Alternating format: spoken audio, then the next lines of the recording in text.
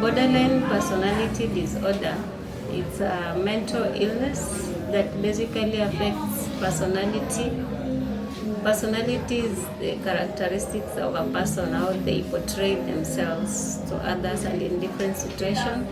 And for us to say it's a disorder, the person or the patient has a pattern of instability in relationships and interpersonal relations.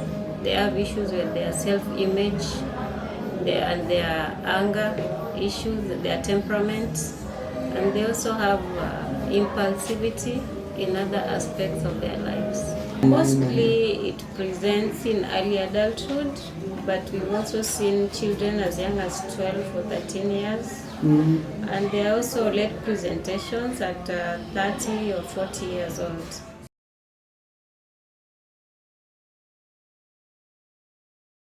Some run in families. We say it's genetic or inherited. Others stem from childhood traumas, basically those who have a history of child abuse or sexual abuse or emotional neglect.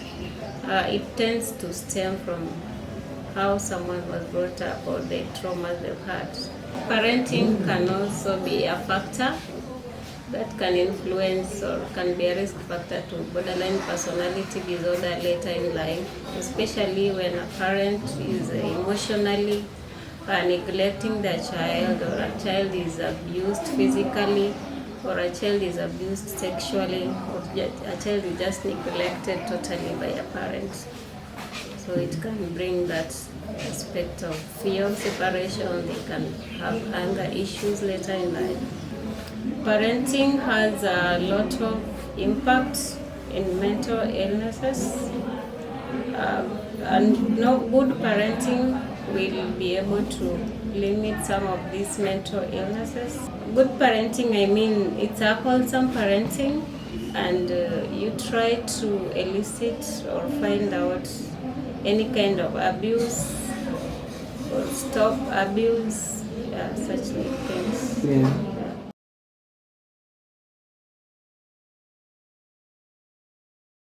A person with a borderline personality disorder has fear of separation, and in every relation that they have, it could be relation with their close friends, relatives, or romantically, they take it too intensely, and they always in fear of abandonment or ending the relationship or just separation for any reason. When a relationship breaks, they'll do anything. They do frantic efforts to maintain the relationship. They can overindulge in things just to overcome the separation or the breakup. They can be involved in gambling just to compensate for any other reckless behaviors, or they can do things to draw the other person back, maybe things like suicidality. They can do just impulsive things to attract the other person's attention. They are easily angered, and it's not easy to control their anger, and the impulsivity bit, they overindulge in reckless activities. These are people who gamble. They can be overspending. They can involve in reckless sexual behaviors, and they can harm themselves just to bring the other person back.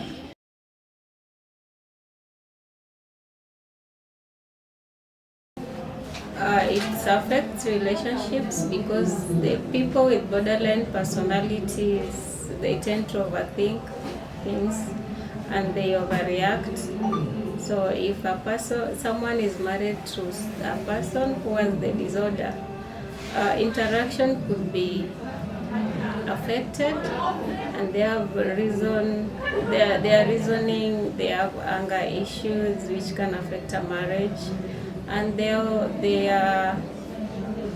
overindulge in things like spending. They are poor spenders, or they are spendthrifts.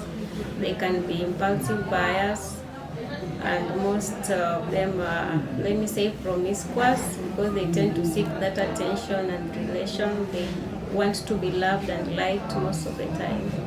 So it's something that cannot go well with the other partner, that in case of a marriage.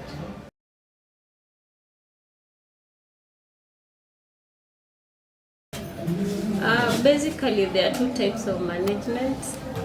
First is talk therapy, or what we call psychotherapy.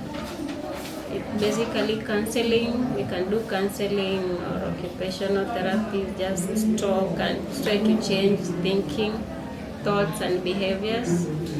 If the presentation is serious and talk therapy is not helping, we can also prescribe medication. Some tend to develop depression, so in such a case we give antidepressants, and those who go, it can complicate to psychosis, which is I don't know if they understand psychosis. Yeah, psychosis is basically